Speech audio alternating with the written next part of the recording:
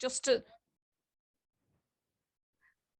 as you hit the you hit that, the slides came up. Thank you. Hope you like our kind of out of world slides here. I thought they're very apt, and also just to say that given that I hear today that we've managed to bash an asteroid, haven't we, that might have been kind of as a grand rehearsal for any hurtling our way, perhaps it's quite appropriate. Anyway, Liz, do you want to introduce yourself, and then I'll start and we'll get stuck in. Yeah, cheers, Stella. I'm Liz Austin, and some of you will have met me before or seen me around doing, along with Stella, some evaluation work for the current enhancement themes, but also the 20-year impact of the enhancement themes. So as part of this, Stella and I have been working to put together a programme of capacity building based on our reflections of what people are up to in their institutions and across the cluster work. So I work at Sheffield Hallam University, and my role is Head of Evaluation and Research. So I'm all things kind of evidence informed. There you go, Stella, over to you. Thank you, Liz. Okay, we're going to get stuck straight in. There will be time for you to discuss and bring your own thoughts to the table, anything you're working on. But as Liz already said, one of the things that we want to look at is people often use focus groups almost as a default, and we want to just suggest that there's some thinking that needs to go into that, and I'm sure you already do it. So if you're already doing what we suggest, then it's a great reviser, or please add your thoughts to ours if you've got that expertise. And equally, there may be some new things that come out about making focus groups, as we've said, fantastically interactive. I'll just hype that up. So basically, as you can hopefully see there, this is what you've let yourself in for today. So we are committed, as Liz has said, and this is evidence informed from the work we've been doing with you. We're committed to capacity building, which hopefully will help you to do the things that you want to do. And by capacity building, we're talking about you're kind of doing it for yourself with sharing your ideas, your expertise, etc. We're not here to talk at you. We're here to listen to you and also harvest your great things. We're also looking at the RLC initiatives that lots of them are using focus groups as information gathering. And we're just suggesting that if they're done really well, they can be a great great tool for this purpose. Liz, next slide, please. Overview. So a bit of an introduction, when to use a focus group, and maybe when not to. The do's and don'ts of focus groups, which is a great slide from Liz later on. We've got a little problem scenario for you to think about in light of just the first bit of the session is going to be information giving. The second half is really about the kind of so what stuff armed with that information. Some practical examples that Liz and I have used that are real and seem to have worked for us. And then also some questions and answers for you and by you. So we're hoping that we'll have enough time to pose those as well. So hope that sounds okay, and I hope it sounds like it's worth 2 hours of your life. Okay, Liz. So the objectives, given that we always go on about objectives and making sure outcomes are there, we thought we'd better model our responses. So we're going to look at, as I've said there, what are the advantages, disadvantages, why interactivity really does matter in focus groups. Also practical pedagogic tools, and we'll come across that today quite a few times. We'll say, think pedagogically when you're designing your focus groups. And then hopefully we'll all be able to share ideas on how you put it into effective practice within your own context. It's important. And this was just something that we've talked about before, about the qualitative data. And it's also to get you to think about your role as the researcher in this, because often the qualitative data is around that, as it says there in highlight, a rich interpretation of emotions and perceptions, but often it is the interpretation of the researcher. And being a bit more interactive means that hopefully those interpretations can be a bit more robust. What we're not trying to do here is necessarily make everything generalizable. It's about, in the context of what you're exploring, you may actually get richer data and richer emotions and perceptions. And actually, we're arguing that meaning is as important here. Okay, thanks, Liz. This was from Kitzinger and Barber. It's just, I mean, look how broad this is. This is just a definition, and it's a very broad one, isn't it? You can see there, any group discussion may be called a focus group. But that's the important bit. As long as the researcher is actively encouraging of and attentive to group interaction. So it's not just about, oh, I need to do something. I've only got an hour and I've got 10 people. So I'll have 10 people in a room because that'll save me the 9 other hours. There's actually more to it than actually thinking about just it being about saving time. And I'm sure everybody on this call understands that. I think at times I've probably thought, oh, I'll use a focus group because, I can achieve a lot more with a lot less time. And you can, but you've got to think about this active encouraging and attention to interaction, I think. Thanks, Liz. So very briefly, when to use, as you can see there, there's three. The thing there is it is useful for gathering both deductive to investigate existing findings and also inductive exploration of new areas where a focus group and different lenses can actually bring a richness that you might not have had. So, and clearly there a focus for the session, as you can see there, where group discussion is based on an item or experience about which participants have some knowledge, and there's ways you can scaffold that, which we'll come to. And then there's also an emphasis on the interaction about eliciting the information towards maybe a consensus view. So you can see it's quite an interesting and resourceful approach you can take, used for various different purposes. Thanks, Liz. So over to you. Thanks, Stella. And yeah, just to reiterate Stella's points, what we're trying to emphasize today is that focus groups shouldn't necessarily be an immediate default. There should be some thought embedded into the decision to use a focus group. And as Stella mentioned, it can sometimes be the easiest thing to hand, the thing that we know the most about. And quite often we don't take the time to maybe critique and challenge why that decision has been made. So that's what we're trying to create, that scaffolding for you, that when it's proposed, and I've heard it proposed at different levels within an institution, that there is a way of saying, is this the right thing for us to do? And if it is, then let's use some of these principles to base it on. So on the slide here, and I've taken this and the previous slide actually from the staff guide to using evidence, which Stella and I drafted for QA Scotland a couple of years ago. And again, a useful resource if you're thinking about types of evidence. But what we've got here is some do's and don'ts. Again, a focus group, yes, is a collection of people, and it will need a space. But thinking about what that space looks like, and how people feel within that space is really important. So my first focus group do is to create a comfortable and welcoming environment for data collection. So it's important that we think about where the discussion will take place, and how that discussion will be encouraged, who will be in the room, and how will people feel who are in the room. So some prior consideration for who you're bringing together and in what context. What you really need to think about is the role of the moderator.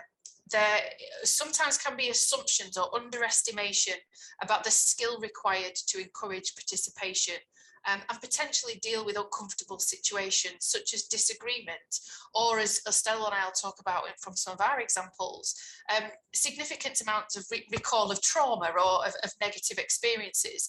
And in a group situation, that can be quite tricky to manage. This is particularly important to think about if we are working alongside students or student researchers or our student interns, which we often think will be a good resource to encourage debate within a focus group. And I do agree with that to a certain extent. There is a level of awareness and connectivity between students who are gathering information and facilitating that with the focus group participants if they are students. But there must be a process of training and support for student researchers if they are facilitating and delivering a focus group discussion. So really do consider the role of the moderator in your focus group, and important to think about what the scope of that role is. The next point is to use the focus group, and we've mentioned this already, to explore views, opinions, and how the group interacts during the discussion. So the focus group really is not just an interview times 10. It is an opportunity for you to see how your focus group participants interact and how they bring their thoughts and thinking together. What I've said on the other side of the screen is you can see here that sometimes we think that an audio transcript of that focus group is enough, but don't ignore the visual aspects of that conversation, the body language, the way that your participants might react to a question, either showing signs of comfort or discomfort. Consider how people in the room react to dominant voices. And again, thinking back to the previous point, this is a point of skill for a moderator or a facilitator to work out. And always encourage those that are facilitating a focus group to make reflective notes during that session, and potentially making a note of what's happened after the event as well. So don't ignore the other aspects in the room when we're thinking about what we've found or what you've witnessed. The next point, and again, this is going to be the focus of our session, make the data collection engaging. A focus group does not have to be a list of questions that you want the group to talk about. Consider an activity, and some of these we will talk about specifically with you today. Making lists, ranking and rating, storytelling and game playing are all things that Stella and I have done, and we're going to share those experiences with you. And again, as Stella said, it gives a structure to the focus group discussion. We have all been there where we have asked a question and we've had no responses, or we've had no interaction, and there's lots of reasons for that, thinking about the space or the people who are in the room, and one of them could be about the level of activity and engagement. But if you are doing something interactive, it's always appropriate to think about testing this to make sure it works. Again, if you are asking students or staff to participate and give up their time, you want to make sure that this is the best use of their time as it can possibly be. So you develop your confidence with that activity, but you also make sure that it works, that you get the information that you need. So sometimes we call that a pilot. So make sure that you build a pilot into that planning. And so you're making sure you get the best out of it and it can't go wrong. And within that space of piloting and testing, it's also important to think a little bit about the ethical dimensions of conducting a focus group. So some of the ethical aspects around confidentiality, anonymity and withdrawal that we would be asked to both consider and mitigate against are quite tricky in a focus group space. So you are asking people to keep the conversations confidential, but there are no assurances of that beyond the boundaries of the space when people leave. There is a lack of anonymity because people are in that conversation together. And it's also quite tricky to withdraw data. So if one focus group participant says, actually, I want to withdraw my information from that conversation, I don't want it to be part of the research, that's not only difficult to do if you've given that assurance, and it might mean you have to withdraw the whole focus group discussion. It also has ramifications for the other participants who quite willingly gave their information and wanted to feed into that. So testing and piloting and thinking about the boundaries of what works and what might go wrong is worth thinking about. The next point on my focus group list is to think about the number of participants you have in a focus group. We wouldn't recommend any larger than 10, but also be prepared to adapt the activity if you have fewer than expected. The number of times that we have set up a focus group activity and only one or two people have joined, or even one person has joined, and the ability to pivot to an interview, for example, rather than lose that opportunity to collect that data. If someone has shown up, then make the most of that. So think about how you might adapt it. Focus groups may last longer than an interview because there are multiple voices in the room. So plan enough time. Make sure that you don't plan for any less than an hour in length, and that will give an opportunity for people to speak and also for multiple voices to be heard. Again, thinking about the role of moderation and why that's important. The final point and on the do side is really do think about who you invite to a focus group. Sometimes thinking about being proportionate and the kind of time and resource that we have available, there's a convenience element to our focus groups. If you are able to plan a little bit of time to think about who's in the room, it really can foster a kind of discussion that will be more useful than a convenient sample. So do you want a group with similar or divergent views? So do you want a discussion and debate of difference, or do you want people to bring commonalities together? And think about how you recruit and how you will access people to invite them into those spaces. Trust is a crucial element of a successful focus group. So there is some rapport building. There is a need to for your participants to trust and feel safe in the space that's there. So you have to think about whether participants will unsettle or potentially close down conversations. And really important at this point to consider any power dynamics and conflicts of interest. Just as an example, if you are thinking about having staff and students in the same room to debate and discuss a topic, think about the appropriateness of that and whether there will be any dominant voices, whether voices are heard, and whether that really is a safe space for all voices to be listened to. So there's a huge amount of information there about what to do and what not to do. And I'm sure you've all got kind of questions about how that might operate. But what we want to do now is for you to take some of this information and apply it to a problem or a little scenario. And I'll just move on to my next slide. So again, there are some scenarios that we wrote in our staff guide to use in evidence. If you've got it to hand, don't open it because it gives you the answer as well. But the problem that we want you to have a think about is about the type of data and the quality of data that you gather through a focus group. So if you want to take a screenshot of this, if you want to write it down, if someone can pop it in the chat, that would be equally Done it, useful. Liz. Ah, fantastic.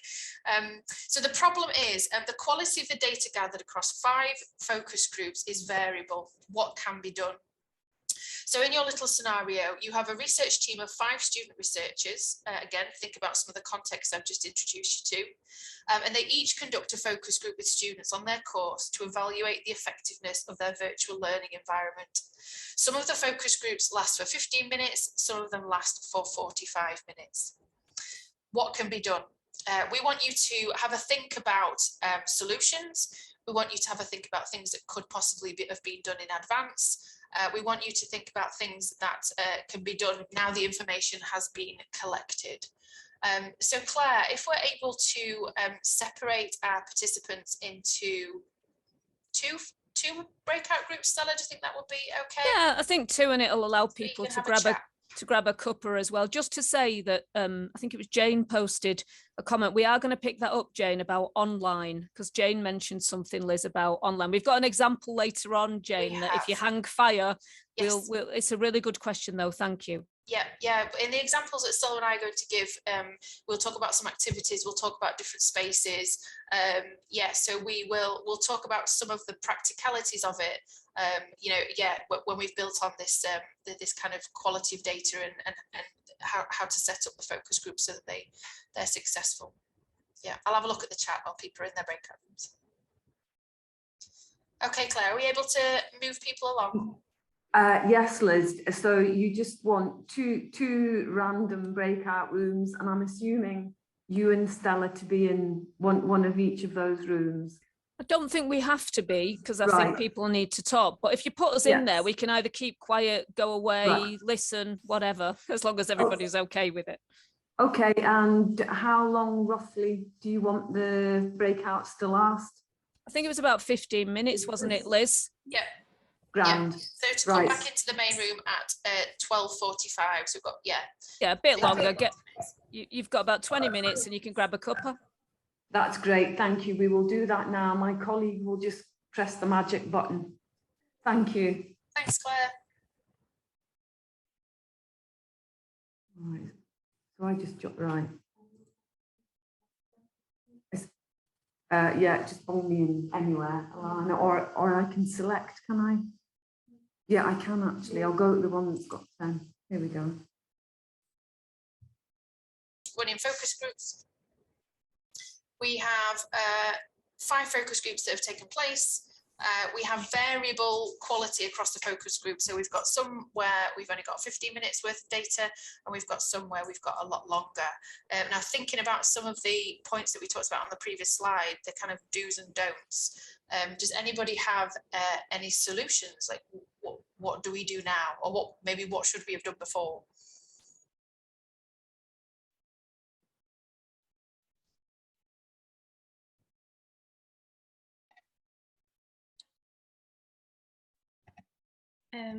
Can I give some insight, maybe? Yeah, of course you can. And then I see Liam's got his hand up as well, so I'll bring him in. Yeah, go for it. I'm not sure about before, but I'm thinking in terms of analyzing the data for the 15-minute session, I mean, for both, but also the 15-minute session, it would be highly valuable to, as we were saying before, not only focus on the words, but also on people's reactions and how they reacted to certain questions or to others in the group. And that would expand the data that would be able to be taken from that. Yeah, good point. So there may have been something about the construction of that group that maybe is also evident in the analysis of reactions, body language, interactions in that time that would give some explanation for that. Yeah, I like that. Thank you. Liam. Hi, Liz. I was just thinking, you know, it's quite a big difference between 15 minutes and 45 minutes. And I was thinking to myself, why would that be, you know? And I think the point made there is a really important one about the body language, because there could be an awful lot more there to be garnered or whatever. But I suppose I'm just thinking about, would it be something to do with might be something to do with the size or the number of people there as well. I know your advice in the first couple of slides was, we'll say no up to 10 and no more than that. So then if you only had 2, but I've been involved in things where there were 2 or 3 people and I got 45 minutes out of it in the past, and then I've had larger groups, and for some reason to do with the dynamics, I got a little bit less. So I don't know, it's hard to say. I think that point about the body language and picking something else up is a really good one. Yeah, thanks, Liam. I've also had both experiences. Yeah, totally relate to that. Heather and then Emmanuel. Yeah, I was just thinking maybe some of the moderators would have been more experienced, perhaps. Yeah, I think if they had like the same questions, or at least some of the opening questions were the same across each of the groups, so they were prepared, that might have benefited the focus group. And it did say it was, I think, no questioning the students on their course, so the students may have different experiences of the VLE depending on the way their course is run. Yeah, thanks, Heather. Yeah, I think generally you would have a bit of a script or a plan, wouldn't you? But and I know that I tend to over prepare just for those silences, just in case. But then you have to think about whether that skews the information that you're collecting, I suppose. And it's whether definitely to think about what the student researchers were going in with, you know, and how they prepared and what questions they asked, but also take the point about differences of experiences and reflections. Yeah, Emmanuel. Yeah, I was just going to, my comment really is very similar to the last comment, but I think I'm just looking at it from the other side as well, in the sense that sometimes some participants, you know, first of all, when you're planning, there's that we normally think about some participants not engaging enough, but also there are also other participants that do like to engage a lot more than you would normally expect. So I think being able to sort of structure the planning process, have similar questions. I think one thing I like from the slide before we had the question was about sorry, just give me a second. The pilot discussion, because that helps you to be able to sort of identify some of the issues that might creep up or might come up in terms of, like Liam said, I think I've been involved where that you have only 2 participants and the discussion actually would last 45 minutes, and then you have another maybe 10 people and it only lasts maybe 15, simply because they're not engaging enough. But the pilot stage helps you to be able to plan better. So I think my comment would be more on what you do before, having a proper plan that you've actually tested and tried out before the actual process does help. But I think it's just factoring in the fact that some people also like to speak a lot, which would make it maybe go beyond the actual time frame you've put in. Yeah, that's a really good point. The pilot is essential, I think, and I think really important for less experienced researchers to give them an opportunity to test out what that feels like to moderate a group discussion in that way. And it is a skill actually that comes with a bit of learning and a bit of experience. There's also an opportunity in a pilot to time it, so to think about, well, how long did it last when we tested this? You know, it might be that you could get together a group of people that will you know, act a certain way to test the boundaries of what you want to do. We definitely, with our student researchers, trained them in focus groups by doing some kind of interactive role play stuff. So they you know, tested out what it was like to have to facilitate that. Yeah, thank you.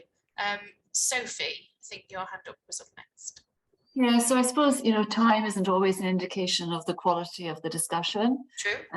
And I think also depending on the size of the groups, you know, if the group sizes are quite small, which, you know, under 10, it might be that you have a good cohesion in terms of the viewpoint of a particular grouping of students. And yet another group of students can have very diverse opinions. So I suppose it links as well to the point that Emmanuel made about the planning and maybe being prepared to go a bit more in depth or beyond, you know, have different levels of scope for the focus groups, so that if you encounter a strong cohesion, then rather than just finishing the session after 15 minutes, actually being able to then take it a bit further to kind of the second level of the scope. But time in itself is not always the indicator, I would say. Yeah, absolutely. Absolutely. I 100% agree with that. And I agree. And it's a different type of conversation with 2 people than it is with 10 people.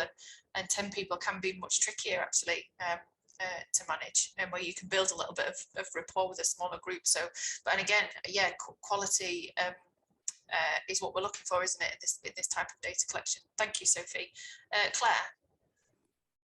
Thanks, Liz. This has been a really, really helpful conversation. I ran some focus groups last year with a colleague, and one of the things we found really useful was that there were 2 of us in the room running the focus group. So although we did record those sessions, we had one of us doing the kind of discussion and asking the questions and directing the conversation, and the other one took notes. But you felt like you had a backup there, and if the conversation was starting to be a bit difficult, you knew there was someone else who could actually take over that conversational role. And I know that's more resource intensive because you've got 2 people doing that kind of researcher role, but I think that's maybe something to think of to kind of to help the effectiveness of focus groups. Yeah, I totally agree with that. Has anybody else in the room ever had more than one person in a focus group or had that kind of backup support? It is resource intensive, but it is useful to have another set of ears and eyes, isn't it, on what's happening? Yeah. Okay. Zeshu, have I said your name right? Yes, correct. Over to you. Yeah, I have a question actually. So if we figure out, for example, the focus group with only 15 minutes was due to some kind of a silence, so some topic were not covered, can we do a follow-up? So we're gathering the same group back again and continuing on the questions? Is that yeah, I think if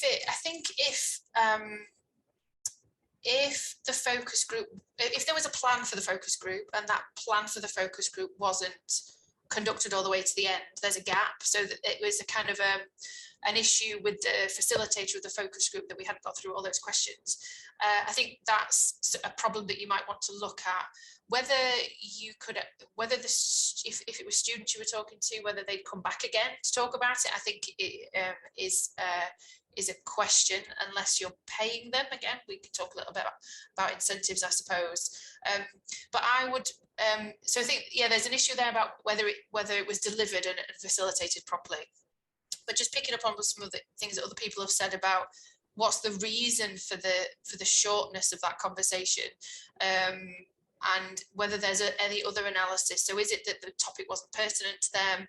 Is it that they've had a bad experience and they don't want to talk about that? You know, then in those cases, returning to the same group of students isn't necessarily appropriate, is it? There was a reason why that conversation was so short, and that's possibly something you need to understand before you made any decisions about going back. Yeah, I'd you know, and whether it's worth it. I think what you're looking for across focus groups is what we sometimes call like a saturation of information. Once you're seeing the same things repeated across lots and lots of data collection episodes, you're getting to a point where you're not necessarily learning anything new with other data collection episodes. So it might be that you don't necessarily have to go back because you feel like you have enough. So it's a bit of a judgment call, that one, I think. Okay, I see. Thanks. No worries. Anybody else got any thoughts? Is there anything else? Another question that I have is about whether 5 student researchers doing 5 focus groups was the right decision. So what impact does that have when we're doing this kind of data collection?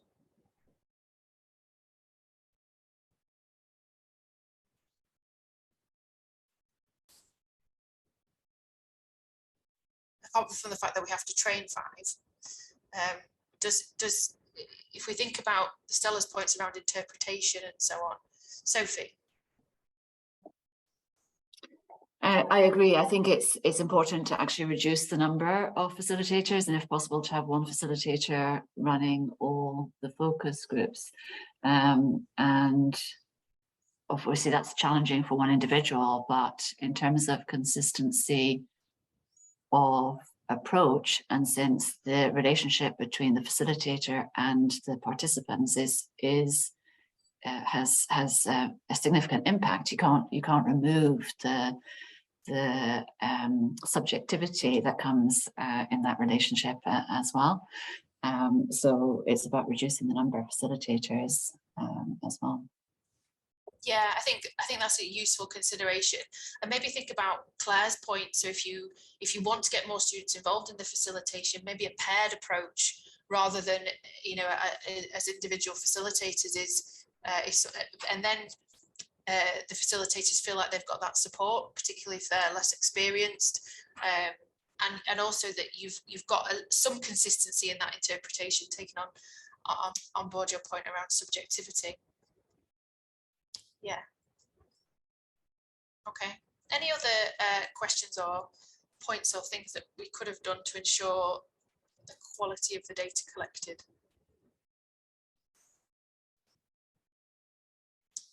Anything after the event? Anything else that you might? What would you do with that focus group data to maybe look to ensure that what we would call in research methods terms the kind of trustworthiness of what was collected?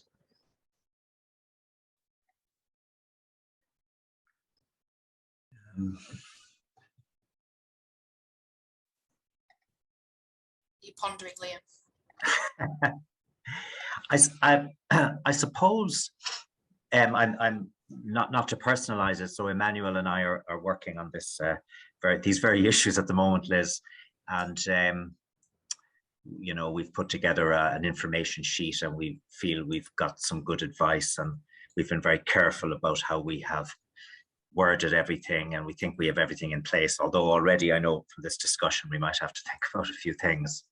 But I suppose, I mean, I have a question really in my mind. What do you do if, I'd like to think that everyone more or less got kind of the same questions and everyone got the same opportunity, there was some kind of parity across the board. But then at the same time, if people are free to speak, which they will be more or less free to speak in the focus groups, maybe some conversations will have gone one way and some will have gone another way. And I have found myself in the past kind of kicking myself saying, I wish I had asked this, or I wish I had asked that. So I don't know if I have any answers, Liz. It's just kind of thinking out loud, you know? Yeah, I totally get that point. For me, I think it's about having really clear objectives about what you want the focus groups to achieve. So you can get to that point in lots and lots of different ways. The conversation can take you in lots of different ways, but what is it that you want to know?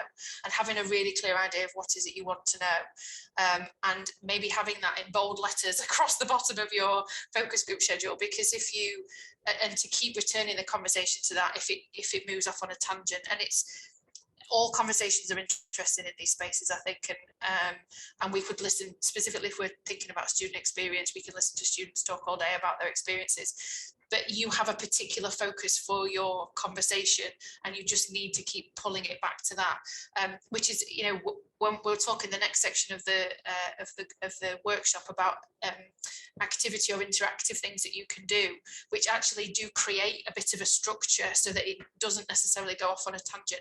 It's much, you're right about if it's just a conversation, it can be much more difficult to manage, and you've got to keep that that alert on to what is it, do I need to know this, or is this taking this off in a slightly different direction? Yeah, so some of the activity approaches can give it a bit more of a structure. Yeah, that would be my solution, I think. Fab. Okay. Anybody else got any thoughts? I mean, we haven't really touched on if these were students who were, or if you had students that were researching staff, for example, or staff that were researching students, that adds a whole different dimension to data collection, and to the point I mentioned earlier around power balances, and that can be another dimension to consider when we're creating and setting up focus groups. Who's doing the questioning and who's being questioned, and what's their relationship to each other is an important point as well.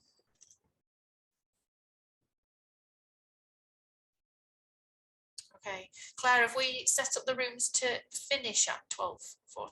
Is that what we've done?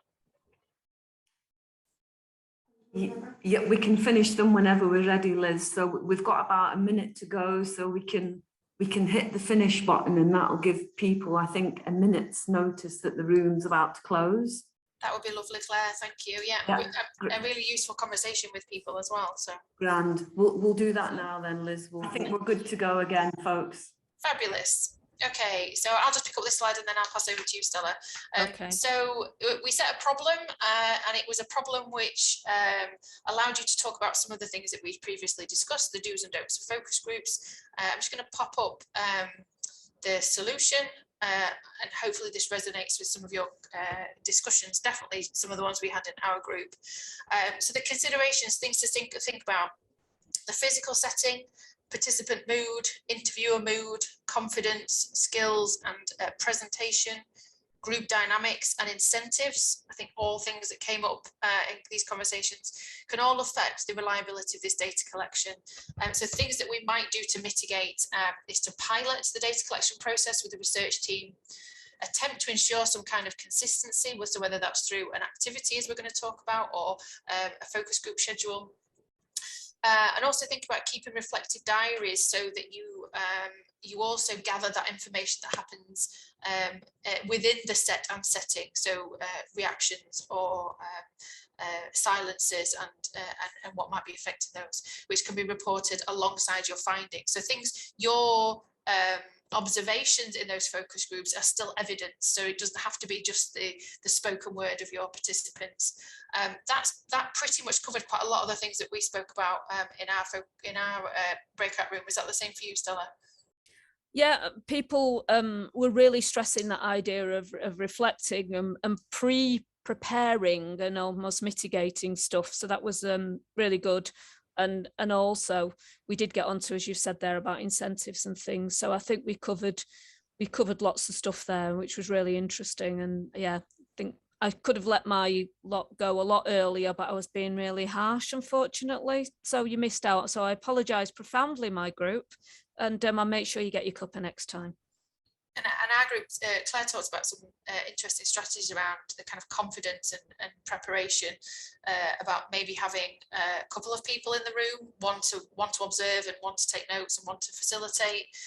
We talked about the fact that there were 5 students all doing a focus group and what impact that has on consistency. So yeah, we definitely touched on some of these, and hopefully we'll pick up a bit of these when we talk through some examples. Yeah, just briefly, Liz, a good idea as well that came out was the idea of that kind of training and development, and making sure that that the students themselves, or whoever was going to do those, if you had 5 there and you did a pilot, that you could actually, if you were confident enough, you could do the session and they could actually pick out where you could do things more effectively. That gives them a bit of confidence as well. Or you could pause and say, you know, what did I actually do that could have been improved there, and stuff like that. So we did raise an issue about one of the group, which is a really good one, was actually about the when a lot of focus groups use with staff, and actually how sometimes sensitive that is about data and identification. And we had a long chat about that, but also I was saying that one of the real tests is to go back over what you think you're going to report and see if anybody at any point, if there's anything uncomfortable, could be easily identified within that, and how you might manage that. But there's some really good points that emerge from also looking at the kind of organizational dynamics when you're researching things about yourselves, let's say. Yeah. All really good points. The final point that we talked about in our group was about how conversations develop, and how we might go off on a tangent, but we might find those tangents really interesting. And I was just talking about being really clear at the outset about what it is that you want this focus group to achieve. So what is it that you want to know and discover as part of this conversation, and just having that some really clear boundaries, so that it isn't time wasted, that you've got the information, especially if you're using it in an evaluative capacity. If it's research and it's more exploratory, you can let those tangents kind of drift to a certain extent. Although you've obviously got some objectives for your research, but in evaluative terms, there is a slightly tighter scope, isn't there? So you have to be quite clear about what it is that you want to know, and linking it to the kind of outcomes that you want to measure. So, okay, so that was a little discussion of little problem and solution. What we're going to do now is talk you through a number of examples from Stella and I, our experience and practice of some of these things we've done together or independently. So we're just going to move through each one and let each other talk about them. So they talk about focus groups which are possibly not just a conversation, or maybe structured in a slightly different way, or in different spaces. So things which we possibly haven't touched on already. So Stella, I'll let you do the first example, which is an activity-based focus group. Thank you. What we're going to do is just whip you through a few of these, like Liz said, and just chip in, because we always think that sometimes learning from doing is the best way. So this is about a thing called Class of 2020. And what this was we very much wanted to talk to students about their lived experiences in various ways, things like belonging, things that we often use without really thinking. So, belonging, engagement, assessment, all of those things.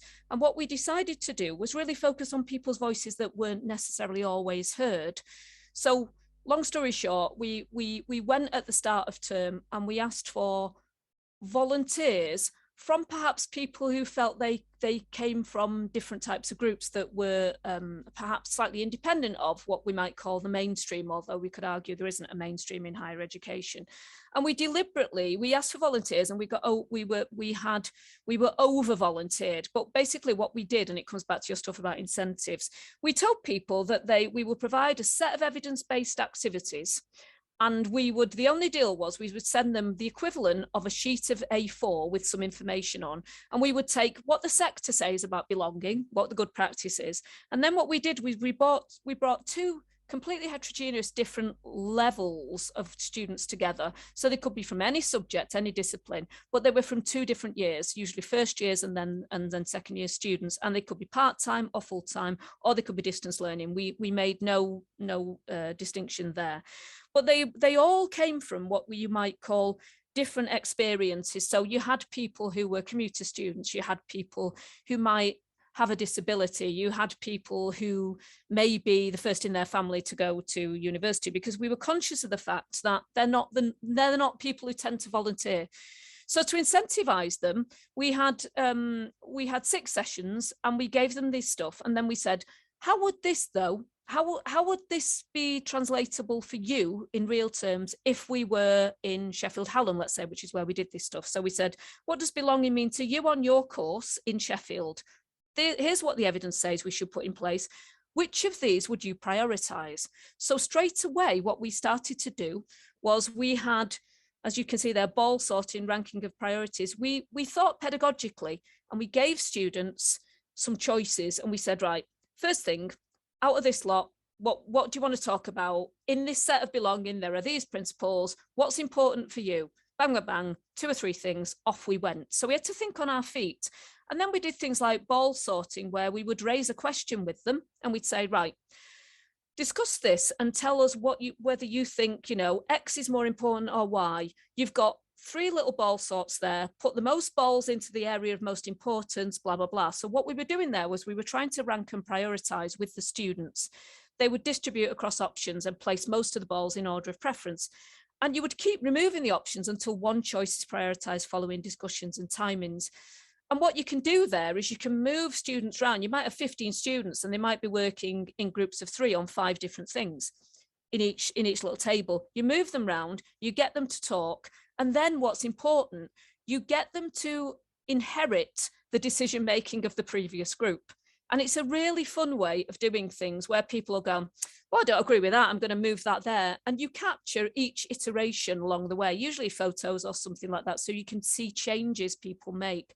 What it does is it scaffolds. It means that people don't come to something with nothing to say, because they can critique other students' work who've already said something about that area of work. The most important thing, though, about this maybe, and it comes back to the question raised about incentives, we paid the students up front. We paid them £100. Every single student who did this stuff, whether they turned up or not, got £100, because we recognise that the students we were inviting to give their time often had real difficulties in being able to volunteer to do anything extra out of their time. So to give you a graphic example, one student said to us, I've used this time for childcare because I couldn't have come to these sessions otherwise. I've paid somebody to look after my child.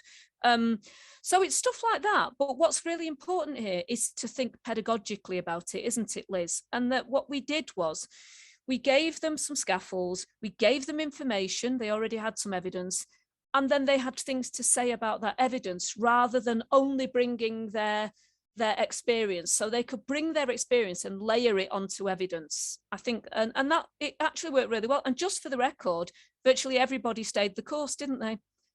They felt that they invested because we'd invested in them. And coming back to time, if you're paid for your time, why shouldn't students be paid for their time? And that was our principle.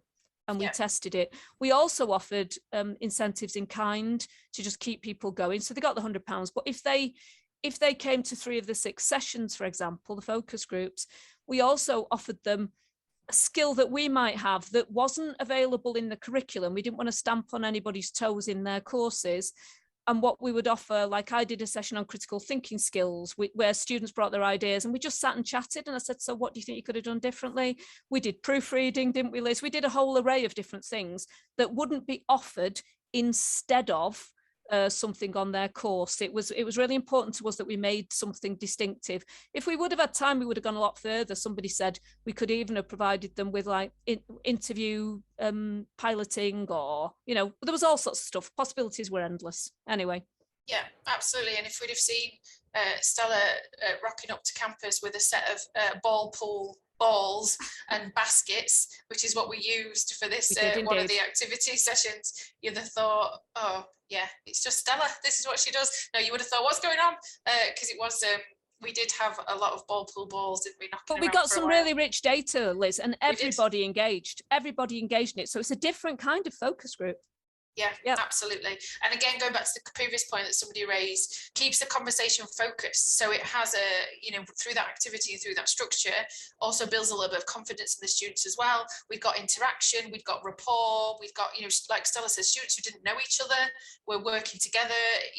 We know about some of the tensions and confidence issues around group work, but that we scaffolded that, and really importantly, just before we move on, I've just thought as well, what we also did, and it's preempting maybe a question that comes up, we also had a parallel group of staff, because we didn't think students would be confident enough, who were program leaders, because what we also did was we then reframed what the students had said.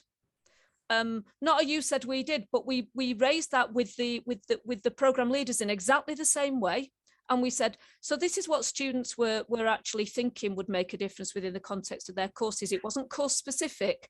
And we got them to respond. So we started to have an interaction and a meta-analysis of what then the staff said in response and where they felt they couldn't enact things and why.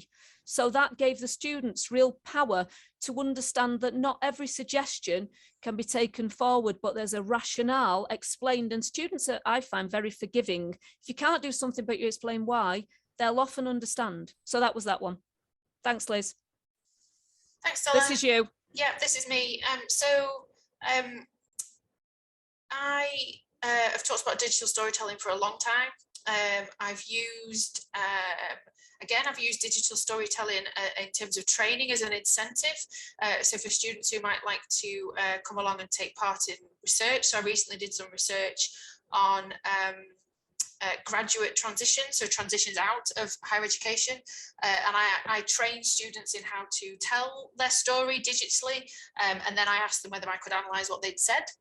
So that was something that I've done. But in a focus group conversation, what we did in relation to this example, where we were talking about critical whiteness, we were talking about race and ethnicity, particularly in higher education.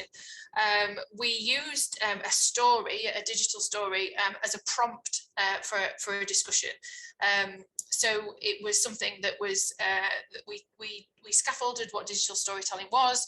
We showed a story, and we used that as a prompt for conversation. So rather than this just being a structured question and answer type scenario, there was something to bring the group together. So there wasn't a kind of a deathly silence. Where do we start? How do we pick this up? But we'd used a short digital story to kind of prompt the conversation.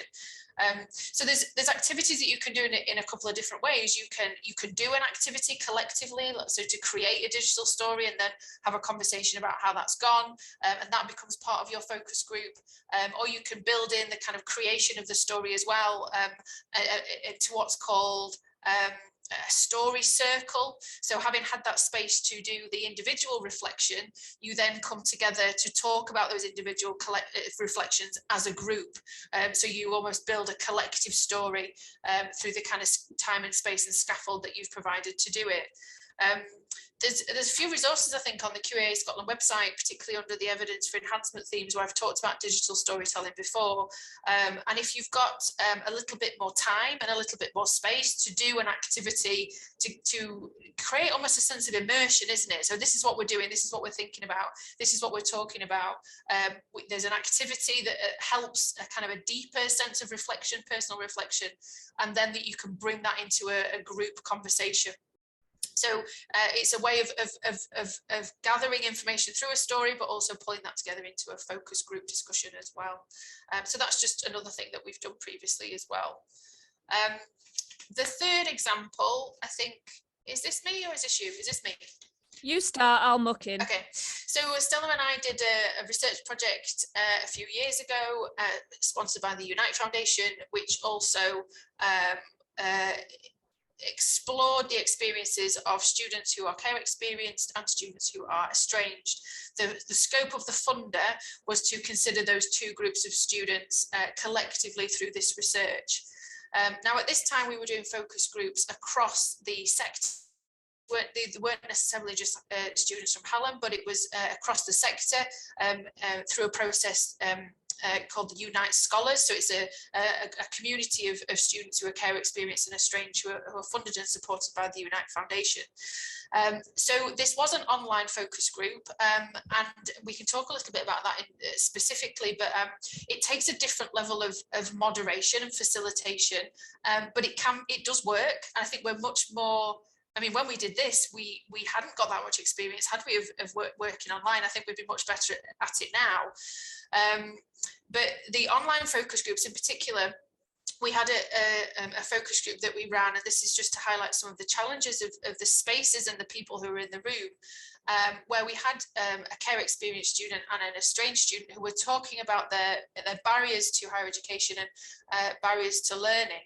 And what became apparent in that conversation is when we were talking about finances, is that the care experienced student, although had had a longer period of disruption and trauma in their life, had quite a sustained level of financial support. The estranged student, who was more recently felt challenges and barriers, and had nothing. There was a real gap in the support that they had been offered.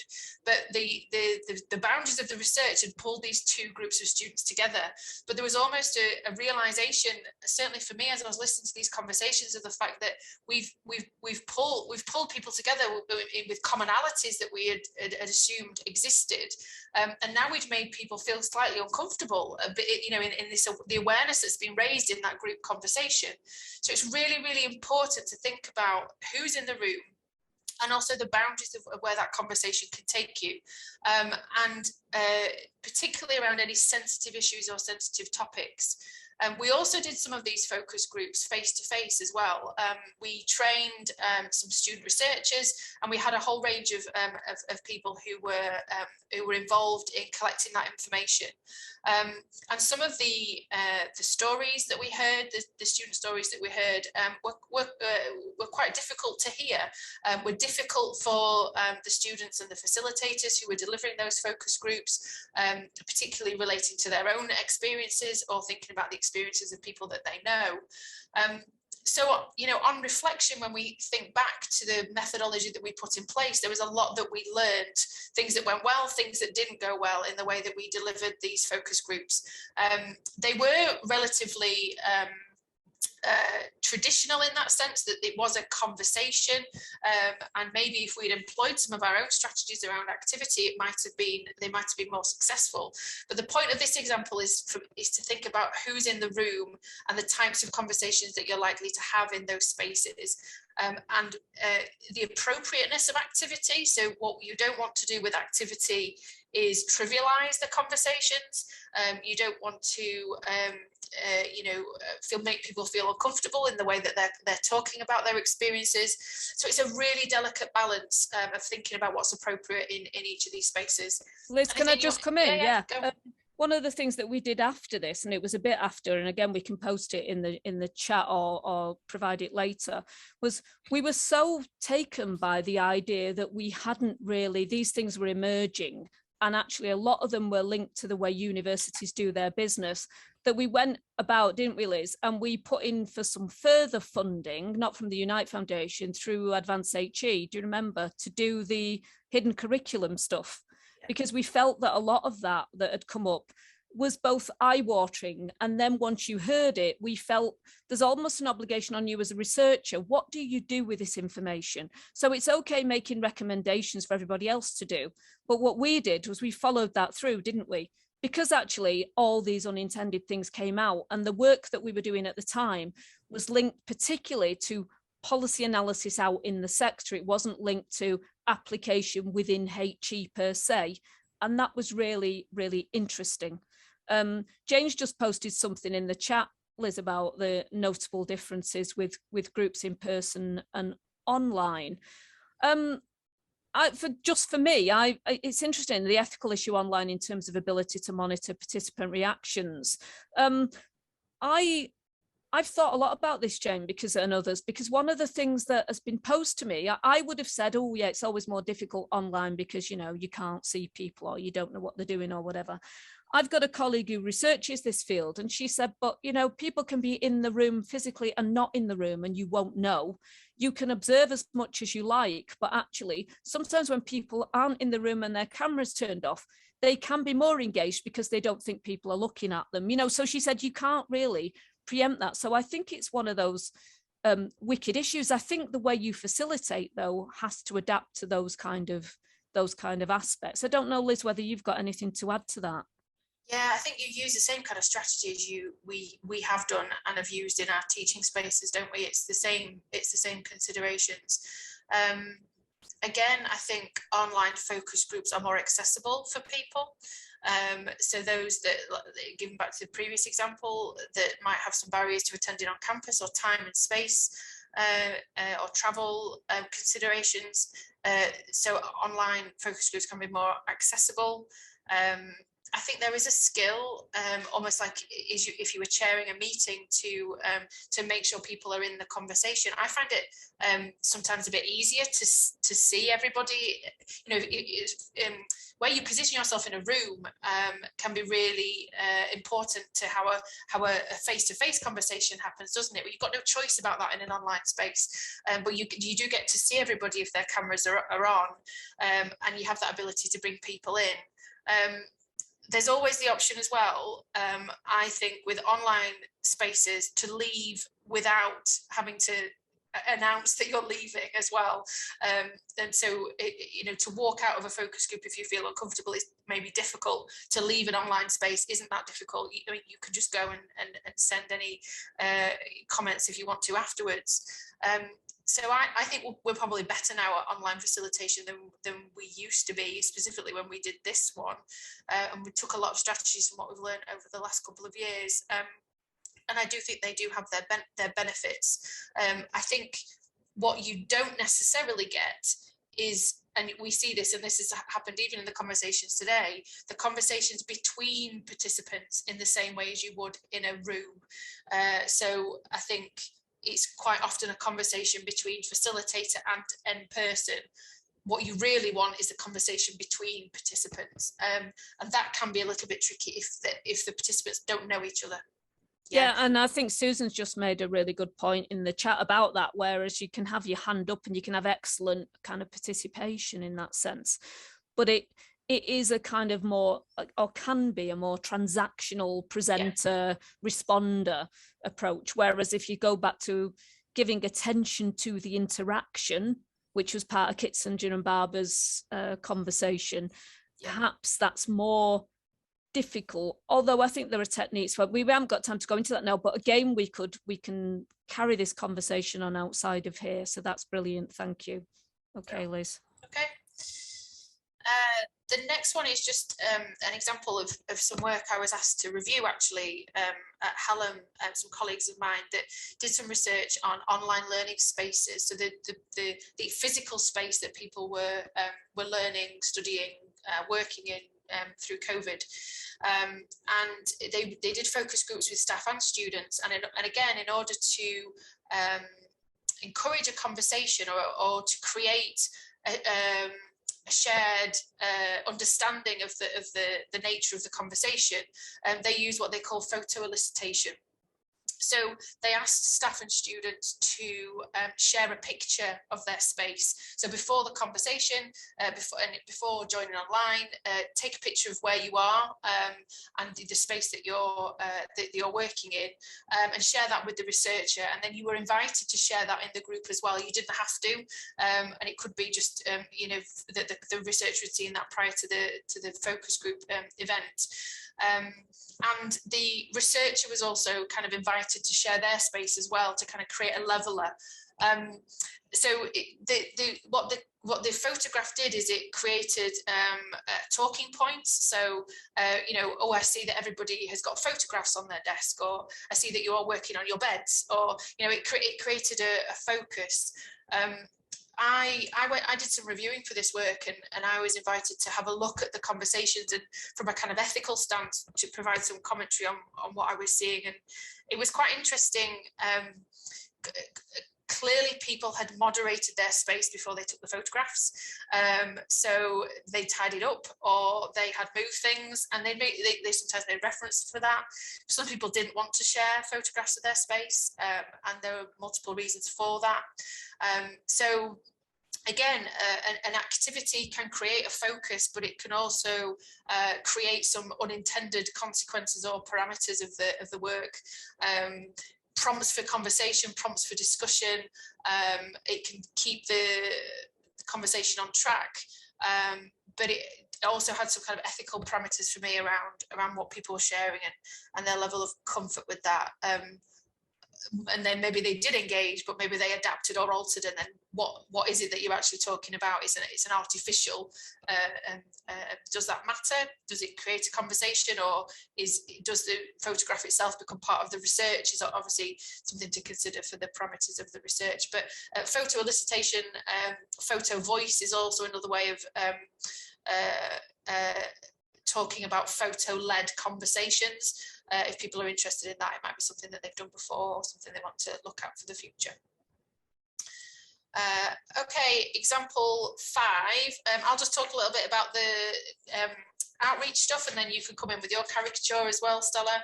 Okay. So the example from me around caricature is using drawings, either pre-made drawings or drawings to prompt conversation. And again, this is one of my colleagues at Hallam, Nathaniel Pickering, who's used a gingerbread format. It was from Stella's, some of Stella's work, and asked pre-HE students, so people who were thinking about applying to university, to annotate a gingerbread person with the kind of skills, like a kind of a typical student. What are your skills? What are your confidence levels? What do you need to be a successful student in higher education? And with the aim then of going back to the same students, kind of so that kind of longitudinal tracking over time, doing the same exercise again, and having a conversation about what's changed. So what do you now know? So using a way of drawing and eliciting conversations from that drawing is something we've used in an evaluative space. Do you want to explain how you used it as well, Stella? Because we kind of got the idea from you. Yeah, I used it with a group of people who were back into university learning, but they were already in quite senior leadership roles in their careers, but they had remote experiences of learning. So they came and were a bit underconfident. So what I did was I got them to, I did this template because I thought, make it as simple as you can. I have got a design background, but the thing that puts people off, you know, if you talk to people about anything that puts them off, it's either drawing or role play. It tends to put people off. So I wanted to provide something that was so basic that anybody could just populate it. So again, scaffolding ideas. I love the Mr. Potato Head. That's fantastic. I love that. I'll pinch that one. And what we did was I got them to think about what does a leader look like? And they did some pre-work where they did that at home or wherever they were, based on this very, very simple template, like Nathaniel used, the gingerbread person. But then what I got them to do, and this is the bit where the interaction comes in, I suppose, I got them to bring that, and I did, Liz, you probably saw me staggering along with great big rolled up versions of these gingerbread people. And what we then did was we got people into groups and they all put their little drawings on the table and then all argued their case for what should go on to the final kind of meta-analysed one, if you imagine, in their small groups. And then they presented that work, that consensus of opinion, to other groups, and we all critiqued them, and it worked tremendously well. Most importantly for me as well, for some people and the way they learn, if you've got people who have very, very different approaches to learning, some visual, kinesthetic, etc., it broke fewer through those boundaries for interaction, because people will sometimes want to draw, you know, there was everything in it. There was drawing, there was future proofing, there was sharing, there was, you could make it silly if you liked, you know, but you could get a serious point underneath it, but you could hide behind the drawing or the idea of exhibiting the work as a group. And actually, I would 100% use that stuff again. It really did break through some boundaries. It was great fun as well, which is good. Yeah, and if anybody's ever on Twitter or otherwise see me and Stella talking about zombies and the zombification of higher education, we have at one point carried around A1 sized posters of zombie outlines for some conversation starters and workshops we've done with staff, and it was an annotation, wasn't it, of a silhouette of a zombie. They're just good ways of getting people to talk and reflect on topics. We've had loads of fun with drawing, haven't we? And there are lots of resources around creative research methods that relate to drawing. And I once went to a conference that looked at creative methods, and they talked about the importance of using good quality materials. So, if you are doing an activity, to have good paper, good pens, the investment into the setting is really important. And I always remember that from when they let us play around with it, and they'd got oil crayons and good quality paper, and we were creating drawings and so on. And it just makes you feel valued as a research participant to see that there's an investment in the kind of resources that you're using in those spaces. Yeah, and Jane's just put in the chat that she wants to do some work on the diagnosing zombie lesson. We will we'll talk afterwards. Believe you me, we've got lots of materials. Okay, so example 6, this is you again, Stella, game playing. Yeah, it's fun. I mean, what you'll see that's coming out, which is, loads of people have done this. This is not anything that we're grabbing as originality, but people often haven't used it as an idea that can underpin a focus group. So I did something where I actually created a movable snakes and ladders game. So basically just a bog standard snakes and ladders board, but I got them made bigger so they were more accessible. And then I cut out a load of, I got my daughter, it must have been child labour at the time because she wasn't even an adult then, but I got her to cut out all these different snakes and ladders. And each team got a pack of snakes and ladders, a dice, a timer, and a set of prompt cards. And what we've done, and this is where you can really go to town on this, again, longitudinally, if you've got a group that you can work with. For example, you could take something like leadership, and I've used this, and you could say to a group of people, what are the key things for you that might be pressing for you as leaders? And what you do at that stage, it's not a focus group, you just get those ideas. You get those ideas together and you go, okay, so this is what we think is important for leadership. You then fashion a set of prompt cards which raise a question or issue about the things that people have said. And that's where you put these onto prompt cards and people then play a game with that stuff. So that's a later session. And what you would do is you would get the same group together and you go, right, we're going to play a game. You raise some of these issues. I want you to talk about if you land on a snake or a ladder, pick up a card. It could be about any of those things you've already said are important, and tell us why you think this is so important. And what the group does, the group decides then, you can either play it as an individual or as a group. The group can say, you've really argued your case there. I think that's really important. Go up the ladder. Or, no, I don't think that's, we're not convinced by the veracity of that. So stay where you are, or even worse, go back down a snake or whatever. But what's really important there is the group starts to think about the concepts and starts to share their ideas. And of course, because it's all about, a childhood game, people actually get a bit giddy, but in a good way, where they think, well, it's not me, it's just being a bit playful here. And they start to articulate things as playful thought leaders, not as, Stella who doesn't want to say anything in a session. And then you can start to articulate those ideas. So the generative nature of using triggers, I suppose, within focus groups are so important because they give people a platform from where they can then jump in, disagree, they can disagree as themselves, they can disagree as somebody else. But what you get is some really rich data that emerges because you've liberated them into not feeling kind of over-conscious of their contribution. I think that's how I'd frame it, Liz. I've put a reference to the bigger picture stuff, which on the concepts this is based on within the referencing. I think that's it, Liz, from me. Thank you. Yeah, fab. Thanks, Stella. So I think the theme of the examples is around energy, around engagement, around activity. But just to return to that point, we're not trying to trivialize the information that's being collected. We're trying to create a safe space. We're trying to create a space where people can, like Stella's just said, talk in the kind of hypothetical, or talk slightly removed from the situation until they build the confidence. And what you do see is eventually you start to get the conversations about personal experiences if people feel comfortable to do that. It also goes back to that point about being really clear about what it is you want to know. So what is the purpose of this activity, and what will it help you understand? So that, and again, testing it a few times and piloting it to make sure it's appropriate. Because, you know, I mean, particularly Stella and I have some wild and wacky ideas, and not all of them work. And, you know, we haven't put the ones up here that haven't worked.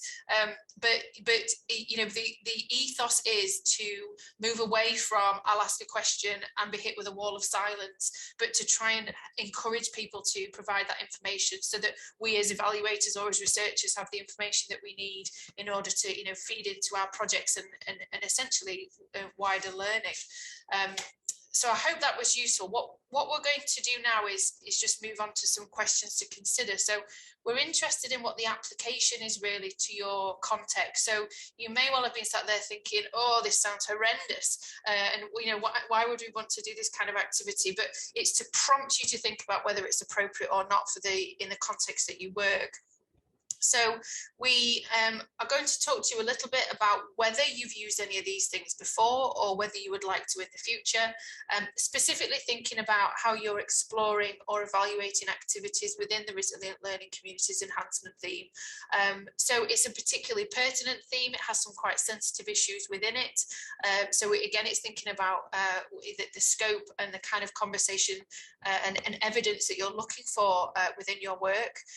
But I'll be really interested to see whether everybody's got any ideas or anything they've done so far. How could you incorporate things into your work in the future and hopefully, you know, make this fun for participants? Again, it's more of an incentive to create an activity-focused session, I think. But then importantly, to think about some of the benefits and challenges of using a focus group to gather data, specifically in the ways that we've talked about or anything that we haven't touched on to date. Okay, so we're going to separate people into our little breakout rooms again, and I think if we have another 20 minutes or so just to focus on the activity element and the art of the possible for people, would that be all right, Claire? Yeah, I wonder about whether we could do 15, Liz, 15, and then just get 5 minutes of feedback from colleagues. And I think we should stay out of these groups and just let people, I mean, if we're in them, we'll be quiet. That's what I mean. I can't be quiet though. No, neither can I. Neither can I, unfortunately, but I'll try. So 15 minutes, and then we'll come back in and get people's thoughts on this and any other questions they want to raise. That'll be brilliant. Dan, thanks very much, Liz and Stella. Alana's just doing her magic behind the scenes, and we'll all go off into 2 different groups now.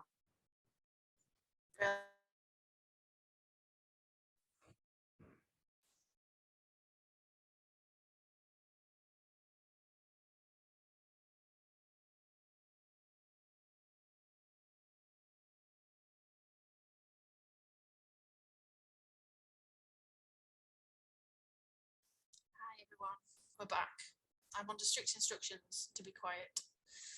So have a think about some of the questions and if anyone's got any thoughts on the activity or learn from each other around what you might have done before, then please do share them.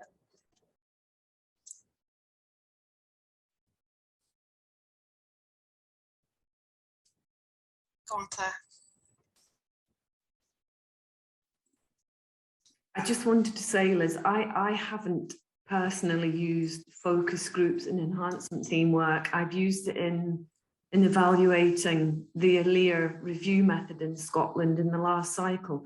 But the thing that interests me is we've just funded a new collaborative cluster, which is going to run in year 3 of the enhancement theme, and it will involve student researchers running focus groups, which there'll be some student focus groups and some staff focus groups. And I guess I'm just really interested have colleagues in the room used student researchers in terms of running staff focus groups, and I'm just really conscious that there might be this kind of power dynamic, and how does that work, and how can we best prepare students to run focus groups that do involve staff?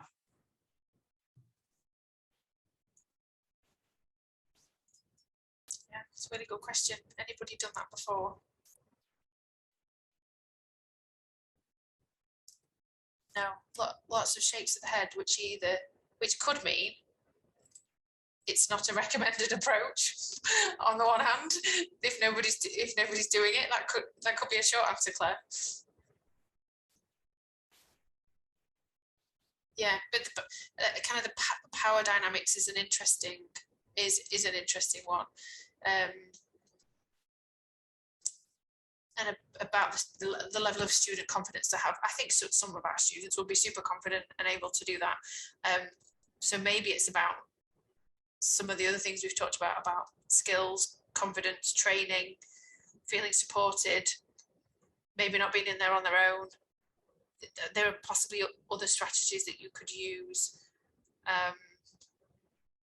Yeah, and I think the same applies the other way around as well. So staff, focus grouping, students.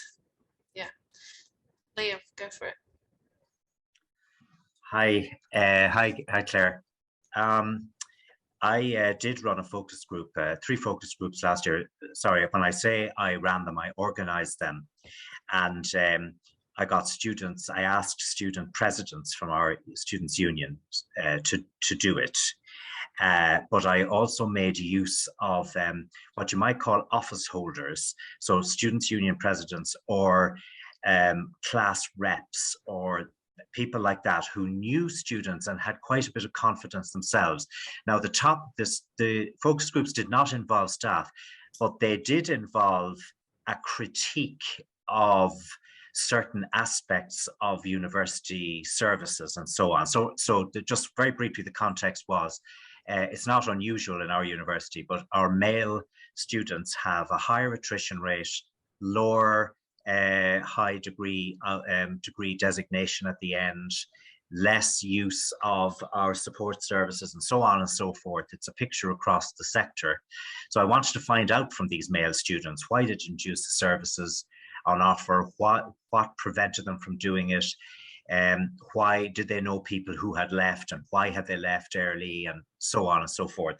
So it was kind of sensitive stuff, actually. And the students gave permission for it to be recorded, and I listened to it, and it was very interesting we got a lot of information out of it.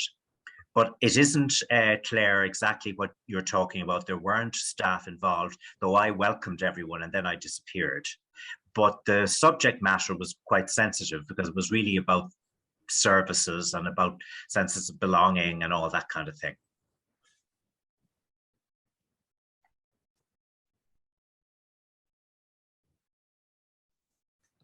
Yeah, I like the idea of kind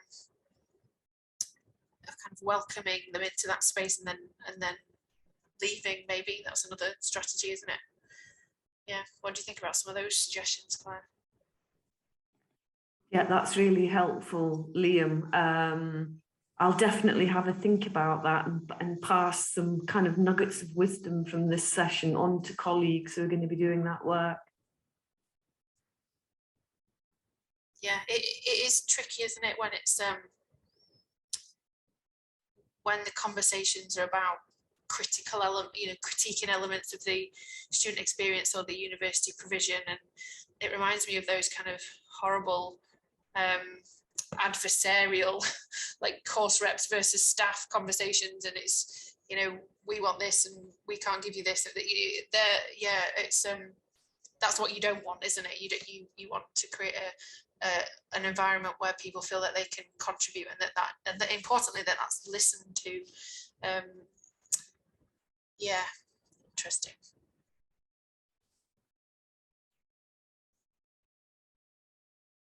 Anybody feel like they would attempt to design and deliver a kind of an activity focused focus group, or have we totally scared everybody away from that?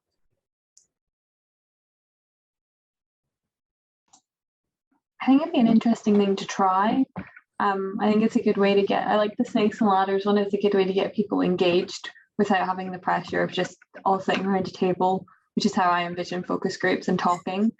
And then people kind of not speaking, or on teams, us kind of sitting like this, a way to get students involved. There was one I read about, which was like you create your own map of what the environment looks like the university environment from your standpoint. But working in student services, I don't know how that would work. We're trying to do up our website, and that's the main reason we've kind of come along today, because our website is not great. So we're trying to get student feedback and get a focus group based on that. But does anyone have any ideas like they've used of how to get students to kind of feedback on website stuff without just asking them to look at it and come back and tell us? I mean, I know that we've got a student working with us at the moment who is working with our marketing team to look at different communication methods. You know, how do students interact to different types of Instagram posts, tweets, what goes on the VLE and so on. And one of their ideas, or her ideas, the student has come up with this, is rather than just saying, look at this and what do you think, but to mock up different possibilities. So this is what it looks like now, but this is what it could look like. You know, so there are tangible, you know, tangible things to look at and then critique. It's I sometimes find it's much easier for people to pull apart something that currently exists than to try and formulate a new thing. So that's she was going to, you know, mock up some Instagram posts or different ways of, you know, different types of language, different imagery and so on, and to see which the students found most engaging and which of them are less. So there's things like that, you know, so there's a something to look at and something to that maybe create some suggestions and avenues for how things could be different. Yeah, so that's a helpful idea. I'm definitely more of a visual person, so it'd be good for it to do that for me as well. Yeah, definitely. Yeah, people that do kind of user experience research are probably quite good at this as well. We have a team at the university that does kind of user experience stuff, and yeah, I'm sure they've got some strategies that would help as well. Okay, thank you, very helpful to think about. No worries. I mean, it does take a little bit of pre-planning.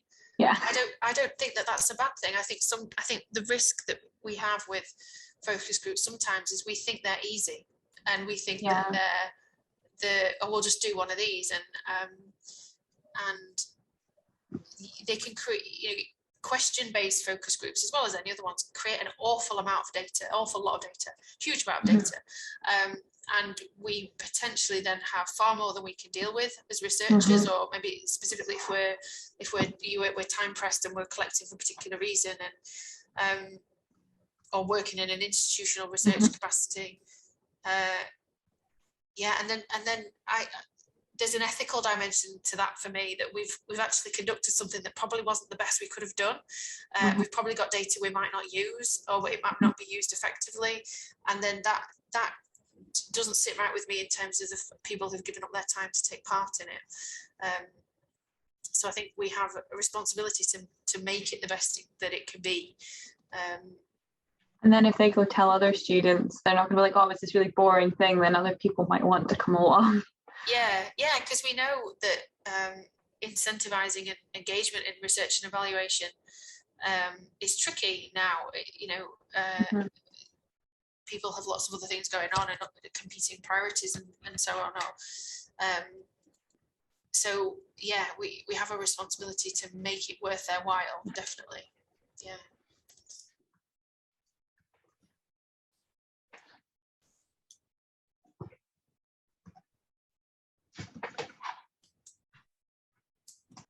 Is there anything that we've talked about today that seems totally horrendous? That just, you know, too challenging, or is there any way that we could help you overcome some of those challenges, perhaps?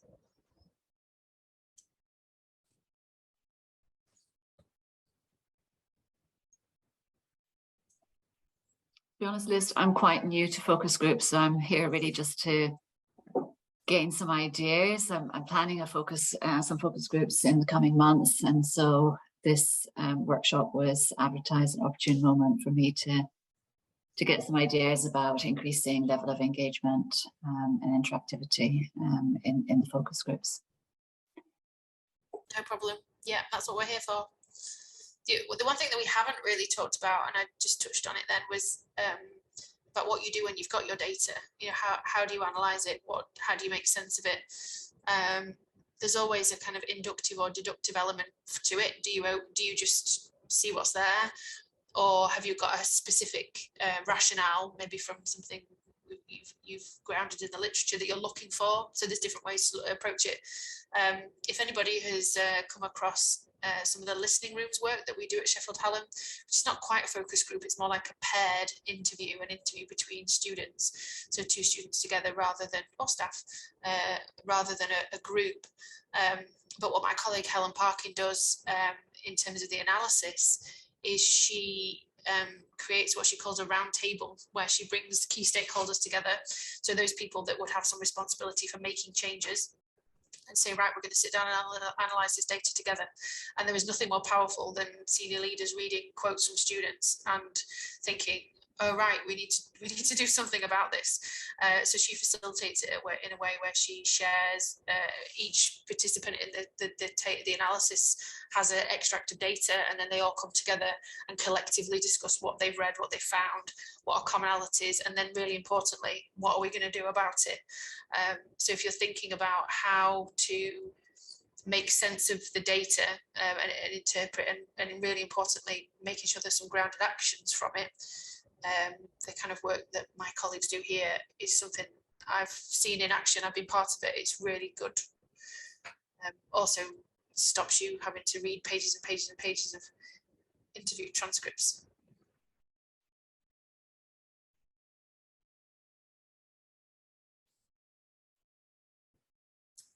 Okay, so anything else that people want to know while we're here? I think are we closing at 1:45, Claire, possibly? Can't remember what time we started. Yeah, Liz, I think room closing is imminent.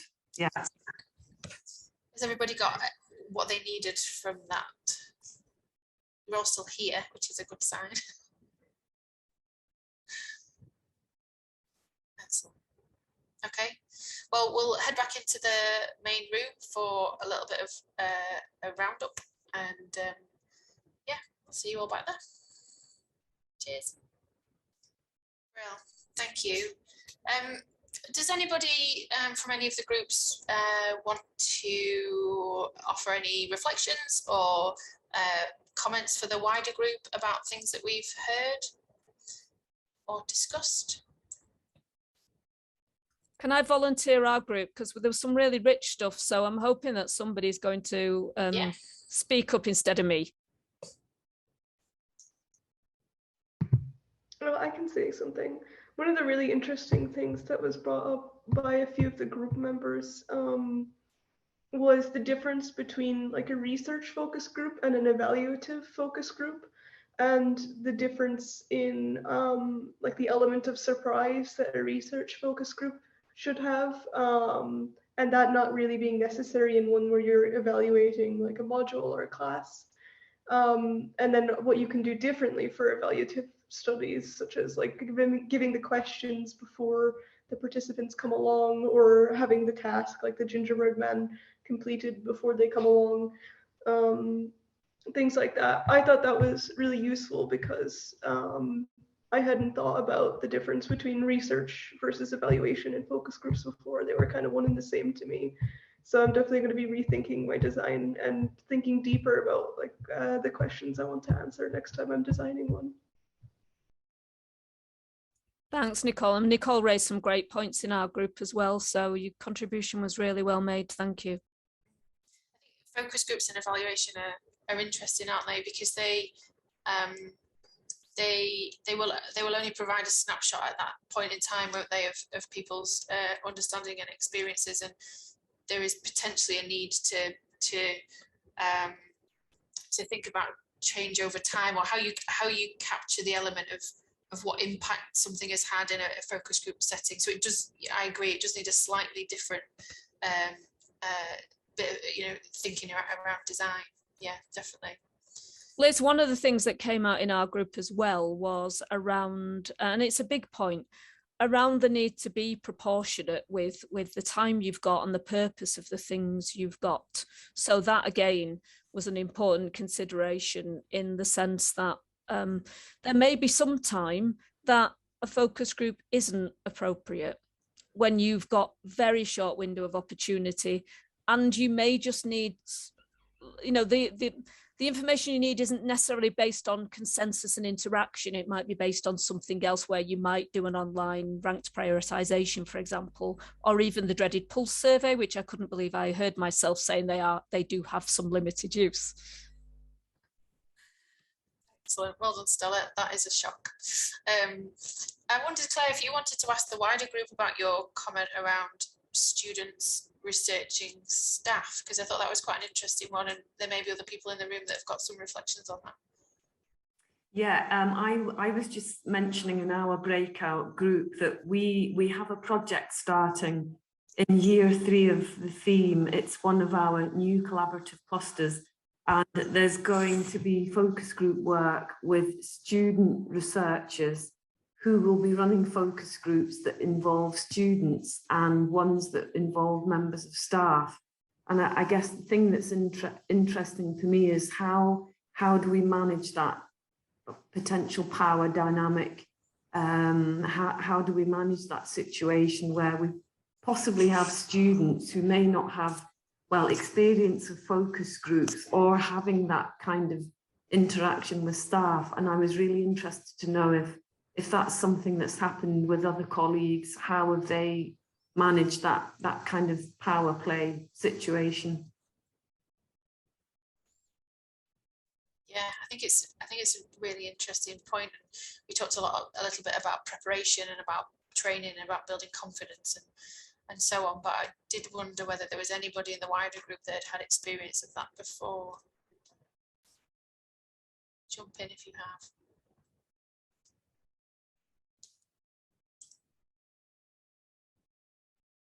No, there wasn't anybody in our group either, which I did say to Claire, maybe an indication that it's not the best idea. You never know. But I think with some, I think it's a very specific type of conversation, isn't it? When you've got the differences in that power balance. I know this isn't quite the same, but I did a focus group as an undergraduate student, and there was one focus group where there was all PhD students. Who all had experience running focus groups, and they were it felt like they were very much evaluating my abilities at the same time as participating. I didn't find it that bad. I actually found it really nice because they would kind of pick up the slack. Like if I asked a question that wasn't really hitting the target, they would answer, what they thought was best for me to hear instead.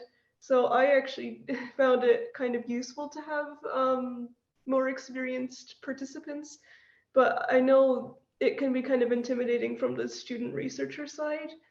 I think more practice definitely would have helped me prepare, and also acknowledging that might have happened, because when I went into it, I didn't really think about that situation.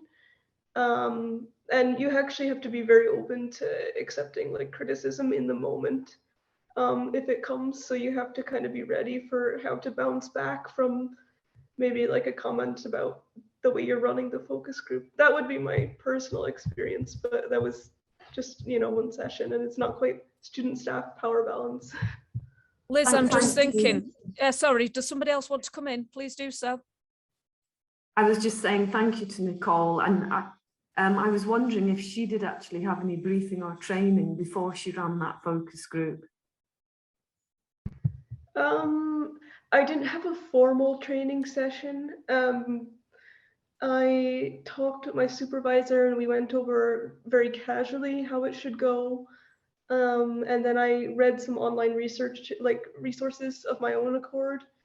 I actually hadn't participated in a focus group myself before running one, which I think would have been a useful experience to be on the participant side first. So I wish I had had that, but I don't know, with the pandemic, I just didn't really get a chance to. So I don't think I had any formal training beforehand, and I was very nervous. I definitely experienced the thing where the first one was kind of shaky, and then it got much more confident and easier to do as I went on. So that was my experience. Yeah, Thank you, Nicole. That's great, Nicole. Thank you. I definitely echo the point about being a research participant. And I think everybody that conducts research should at some point or take any opportunity to participate in research as well. I know that there's a time commitment to this, but unless you've been on the opposite end of that, then it's very difficult to envisage how that's going to go. The flip side of that, and I don't know if this is what Stella's laughing about, but you do find that you're a super critiquer of that's exactly it. Of methods of data collection. You couldn't keep quiet. You would be a nightmare in my focus groups. Yeah, I was remembering the time that we were sent a survey. Stella, do you remember? I'm not going to name the survey, but we were asked to fill in this survey as a kind of a staff group, and all we sent back was how terrible the survey was. So there is something bad about researchers being involved in research, but you do learn what it's like to be a participant, and or even just to have a conversation about what would it feel like as a participant to be part of this. Just to have that conversation, if you can't participate, is useful. Liz, I've just listening to yourself and Nicole and Claire, one of the things that we haven't got time to really discuss today, but I think it's really critical to all of this, is the role of the researcher in this, because, you know, we've all talked about being clear about what you're trying to achieve, etc. But I think the way you write those outcomes for achievement are critical, and they either build in more flexibility and more acceptance that actually what you're really trying to find out are the perceptions and meanings of others, even though the interpretation may be yours. And I think that's where it gets tricky. I think for me, it's almost like a world philosophical view. So people who feel much more comfortable using focus groups and doing them well, and I'm not saying I've done them well or badly, there is that real thirst to really capture what people think and perceive, rather than it being, I've ticked off that task and I've achieved that outcome for me. And I think that's also part of the challenge of trying to be a reflexive researcher. I also think sometimes with focus groups, we tend to want, and I've done this too, and obviously where your forced choices are part of that. I think there's the tension to always get consensus, and consensus isn't always what's needed. It's about how we capture difference and differentiated opinion without it being easily attributable if people don't want it attributed. And I think that's really difficult and comes back to the design of what you're trying to do. So some really interesting, what I'd call wicked issues there, which make doing this work fantastic, but there may be for another day or for another decade. We could talk about this for a decade. I could anyway, and I know you could. We could. There's just a question in the chat from Heather about the timings of focus groups and the ideal length of time after an activity to hold the focus group. So I think one of the things we're saying is to do the activity within the focus group so that the activity happens in the time and space that you've allocated. So the activity is the focus group, and the conversations that are happening as the activity is taking place is the conversations that you want to capture. So there is something to think about how you will capture that information, or the kind of things that I talked about with the sharing of photographs or digital stories. They would happen, and then the discussion happens, you know, immediately afterwards. So the timing of your session is still, we are inviting you to a 1 hour focus group, and within that 1 hour focus group, you will be doing X, Y, and Z. And you know, some of it is a conversation, some of it is activity, some of it is listening, watching, learning, whatever that might be, but in a time bound space. Yeah, thank you. And sorry, I was just going to jump in. Yeah, my question wasn't worded very well. I was thinking more like if we're holding an enhancement themes activity, like a community building activity, and then we want to seek evaluation on the students' experience of that activity, if there's like a time period, if you do it straight after, or let them digest the information, see if it was effective. Yeah, I see what you mean. Yeah, so if you're kind of evaluating their experience of it, their effectiveness of it, and so on.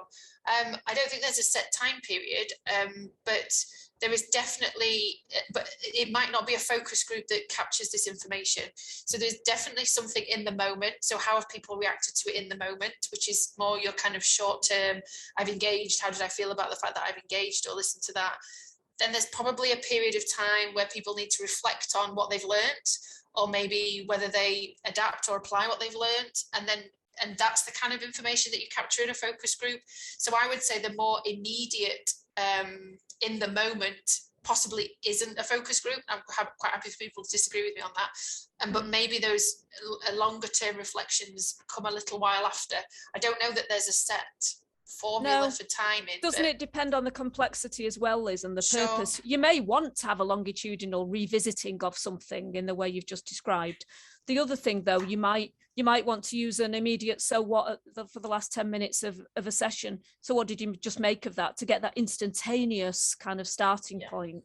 So it comes back to the purpose every time. What's the purpose of what you're trying to do will determine the design and the proportionality of then how you capture that evidence. Yeah, so exactly, if you want to know how people felt about their engagement in it, that's probably an immediate capture, isn't it? They probably will, the time will have passed. But if your focus is on about how have you applied what you learned in that thing to your own practice, for example, then you need a longer period of time. But there are different strategies, exactly as Stella said, based on what it is that you want to know. Talking of time, Liz, we better move on swiftly because we've got about a minute. Yeah, no worries. The next slide is just references. So one of them is to our guide to using evidence. The other one is to Stella's critical thinking book. And then one to the focus group reference that I mentioned. There are tons of resources out there on focus groups, actually. A quick Google search, focus groups there's lots of literature about good practice in focus groups. And the last one is just to say thank you, appreciate your time, your interactions, your thoughts and reflections, and we hope it's been useful. Yes, thank you so much. And don't forget anybody wants to find out about the zombies, you know where we are. Yeah, absolutely. And just do you want to say a few words, Claire, and then we're done, I think.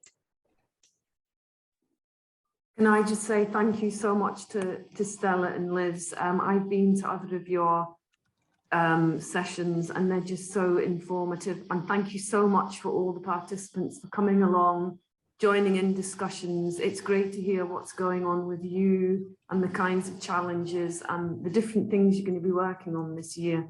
So thank you everyone for that. And I'll stop recording now.